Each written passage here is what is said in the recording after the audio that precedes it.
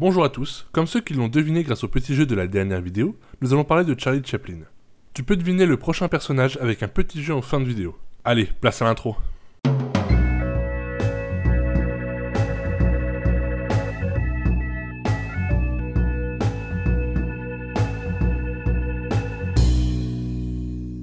Charles Spencer Chaplin Jr., plus connu sous le nom de Charlie Chaplin, est né le 16 avril 1889 à Londres. Son enfance est particulièrement difficile. Déménageant constamment entre la résidence de sa mère et de son père, ce dernier va même décéder à ses 12 ans à cause de son alcoolisme. Sa mère ne pourra plus s'occuper ni de lui ni de ses frères et sœurs à partir de ses 14 ans. Il devra alors se débrouiller tout seul et aider ses frères et sœurs qui sont plus jeunes que lui. Après avoir étudié la pantomime, il obtient ses premiers contrats au théâtre à 19 ans. Lors d'une tournée aux États-Unis, le studio Keystone lui propose un emploi. Ses premiers films seront tournés très rapidement et dans l'affolement. On lui demandera même d'improviser un personnage et un déguisement 2 heures avant le tournage. De cette expérience va naître le personnage de Charlot. Ce choix fait dans l'urgence est sans doute l'un des meilleurs de sa vie. À partir de 1914, il réalise lui-même ses films et rencontre un succès immense. Ses cachets sont décuplés et les studios veulent tous sortir leur Charlot.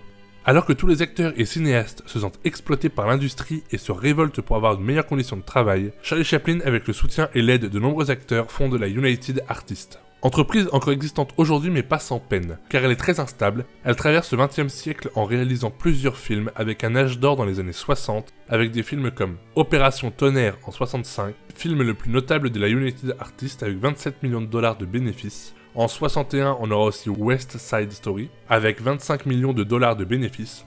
Goldfinger, avec 22,5 millions de dollars de bénéfices, sortira en 1964.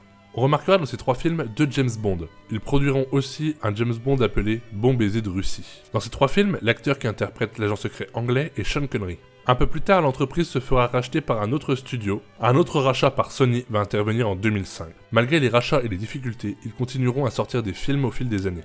On notera Rocky 4 et 5 et plein d'autres. Je vous mets un lien dans la description afin d'avoir une liste bien plus fournie.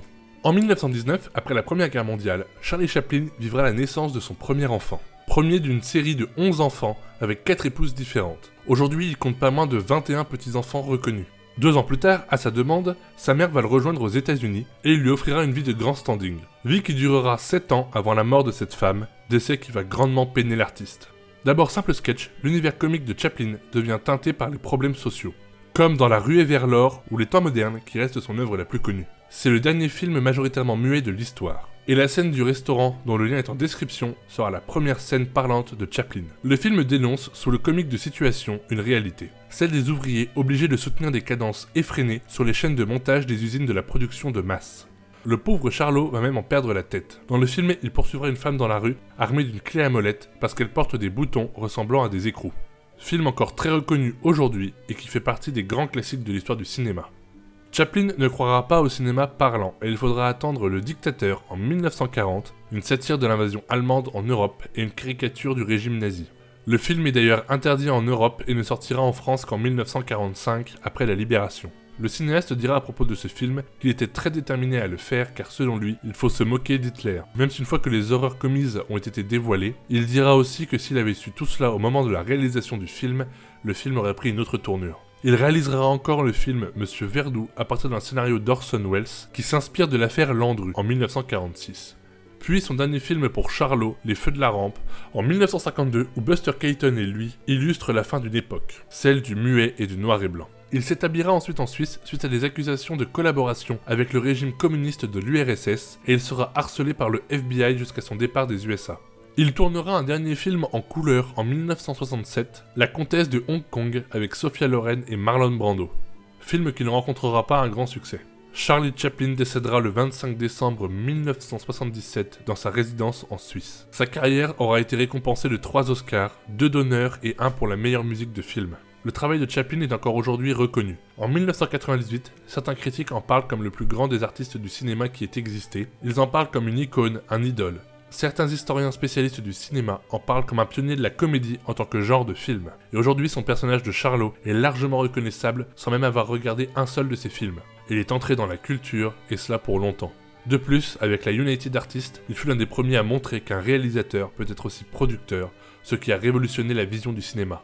Maintenant, faisons place aux 3 anecdotes. La première a lieu le 1er mars 1978, soit l'année d'après sa mort. car ce jour, le cercueil et le corps du cinéaste vont être volés par un Polonais associé à un Bulgare. Dans le but de revendre ce cercueil à la famille, le corps sera retrouvé dans un champ de maïs le 17 mai de la même année. Le réfugié polonais qui était le cerveau de l'opération sera emprisonné pendant 4 ans et demi et son acolyte bulgare lui purgera une peine de 18 mois de prison.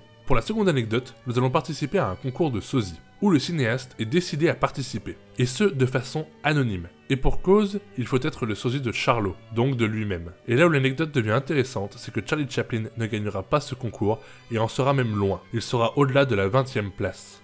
Cela nous fait poser de bonnes questions sur la qualité du jury de ce concours. Pour la troisième anecdote, nous allons à Los Angeles, en 1931, pour l'avant-première de son film Les Lumières de la Ville. Lors de cette séance, il rencontrera un Allemand, qui sera l'un de ses plus grands amis. Ami envers qui il aura beaucoup de propos élogieux dans son autobiographie. Il s'agit d'Albert Einstein. Je vous mets maintenant ici le rébut pour le prochain personnage, mets ta réponse en commentaire, et moi je te dis à la semaine prochaine pour une nouvelle vidéo, ou à très vite sur les réseaux sociaux.